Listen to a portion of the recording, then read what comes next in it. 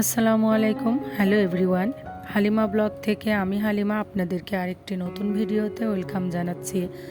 যে যেখান থেকে আমার ভিডিওটি দেখছেন, আশা করি আল্লাহর অশেষ রহমতে আপনারা অনেক ভালো আছেন। আলহামদুলিল্লাহ, আমরাও ভালো আছি। আমার ভিডিওটি যদি আপনাদের ভালো লাগে অবশ্যই একটি লাইক দিবেন। আপনাদের একটি লাইক আমার কাছে অনেক মূল্যবান। আর আমার চ্যানেলটি সাবস্ক্রাইব করে আমার পাশে থাকবেন। এই তো আমরা বেরিয়ে পড়েছি বাবার বাড়ি যাওয়ার উদ্দেশ্যে। আমার হাজব্যান্ড দেশে আসার পরে এখনও আমার বাবার বাড়িতে যেতে পারেনি। ও আসলে 1.5 বছর পর যাবে আর কি। আর এরই মাঝে আমরাও অনেক দিন হয়ে গেছে যেতে পারিনি। তো সবাই একসঙ্গে বেরিয়ে পড়েছি। ঈদেও যাওয়া হয়নি আমাদের। আমার হাজব্যান্ড ঈদেই আসছে, ঈদের আগে আসছে। তো এরপরেও আমাদের যাওয়া হয়নি। তো আমরা এই তো এখন যাচ্ছি আর কি বাবার বাড়ির উদ্দেশ্যে। এটা হচ্ছে আমার বাবার বাড়ির ওখানকার শহর। তো জামাই এতদিন পরে শ্বশুর বাড়িতে যাবে, প্রায় 1.5 বছর পরে। খালি হাতে তো আর যেতে পারে না, তাই যা যা ভালো লাগছে সেগুলো আর কি সে কিনছে।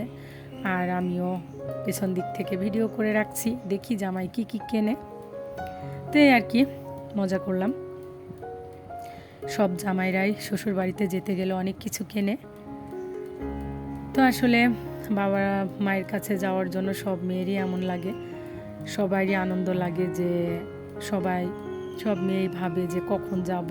আসলে বাবা মায়ের কাছে যেতে তো সব মেয়েরই মন আনছান করে। তো এই তো আমরা যাচ্ছি রাস্তা দিয়ে।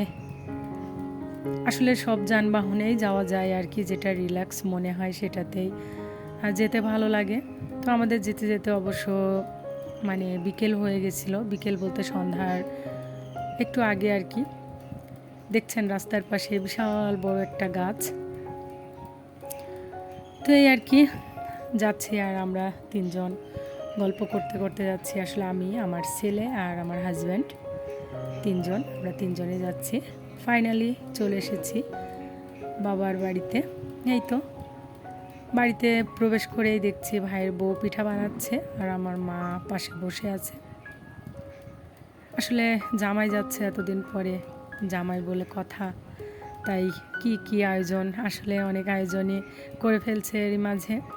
তো চলে এসেছি। এই তো আমাদের বাড়ির ছোট সদস্য, আমাদের লক্ষ্মী, আমাকে পেয়ে ও মহা খুশি, আমার সঙ্গে মজা করতেছিল।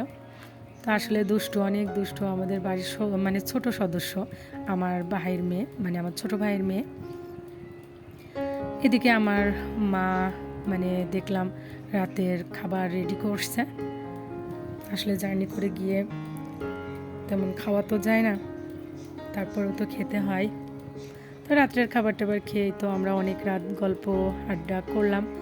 তো সকালে উঠে দেখি আমার ভাইয়ের বউ মা এরা হচ্ছে জামাইয়ের জন্য নাস্তা রেডি করে বসে আছে।